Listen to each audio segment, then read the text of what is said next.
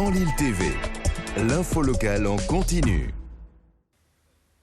Bienvenue à tous. Avant de faire un point sur l'actualité de votre région, on regarde du côté du ciel. Un temps brumeux dans la région, mais des températures qui se radoucissent légèrement. On atteint les 14 degrés et demain, retour de quelques éclaircies. Ça devrait durer toute la semaine. Les policiers à nouveau dans la rue ce midi. Ils étaient une cinquantaine devant le tribunal de Lille pour les mêmes raisons qui les ont poussés à se rassembler dernièrement, notamment et surtout la révision des règles de légitime défense. Je rappelle que les mouvements ont été déclenchés par la violente agression de 2 policiers en région parisienne au début du mois d'octobre. On a d'ailleurs appris hier que les 2 policiers en question sont toujours sérieusement blessés, mais leurs jours ne sont plus en danger. Les manifestants demandent également l'anonymat des agents sur le terrain ou encore d'instaurer des peines planchées, peines minimales en cas d'agression. Vincent Vieillard était devant le tribunal de grande instance de Lille ce midi.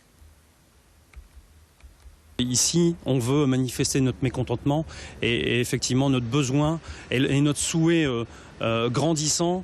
Puisqu'aujourd'hui, on voit, les policiers sont exposés.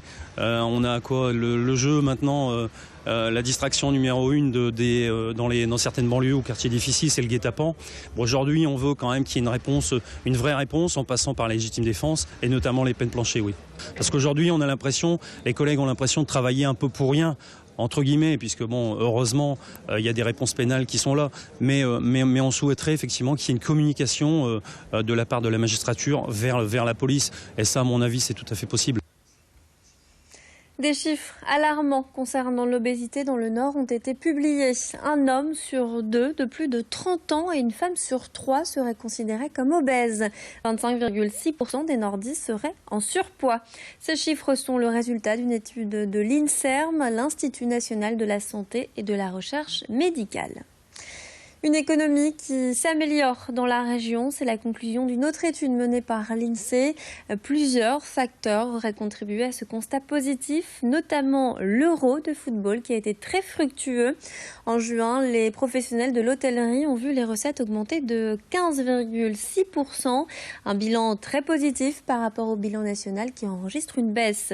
Les professionnels du tourisme profitent donc de cette tendance, mais ce ne sont pas les seuls. Nous avons joint par téléphone une spécialiste du service d'études de l'INSEE. On écoute ses explications.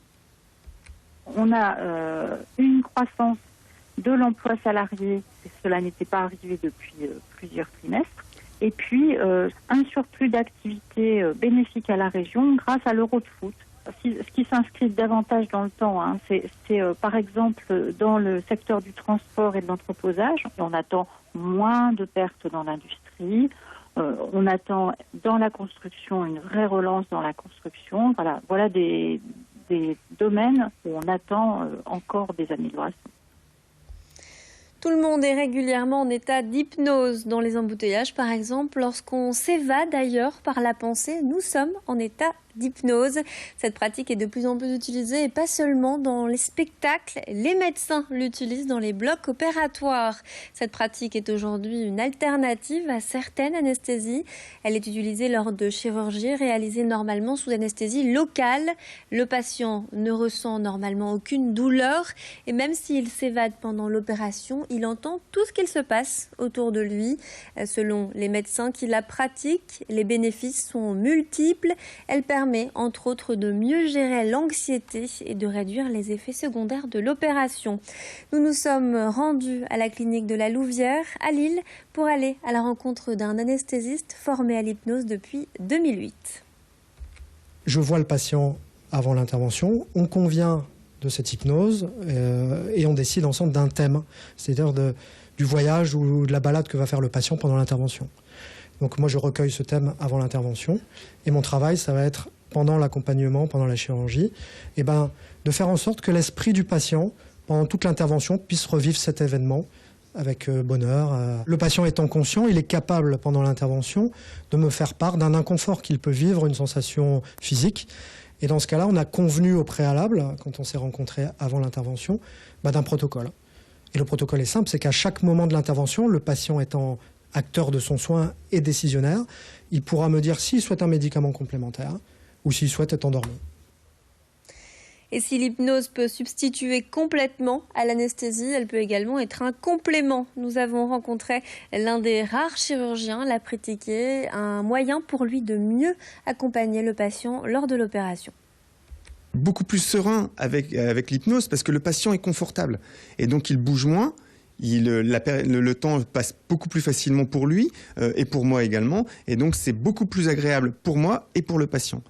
Et bien sûr, un geste sous anesthésie locale, il y a bien sûr, on n'a pas l'inconvénient de l'anesthésie générale, mais il faut garder un certain confort. Et ça, c'est indispensable. Et ça a changé énormément ma pratique depuis l'utilisation de l'hypnose. La Toussaint approche, le moment de se recueillir sur la tombe de ses proches, mais pas seulement celle des humains. On peut également déposer des fleurs sur la tombe de son animal. À Forêt-sur-Marque, plus de 450 animaux sont enterrés dans un cimetière conçu spécialement pour nos compagnons à quatre pattes. Chiens, chats, lapins ou encore tourterelles y reposent. Pour inhumer son animal, il faut compter environ 100 €. Ensuite, libre à chacun d'offrir un cercueil selon ses goûts avec une plaque ou encore des décorations. En tout cas, le concept plaît et attire de plus en plus de monde venu de toute la région. Et même nos voisins, les Belges, font le déplacement pour offrir une dernière demeure à leur animal.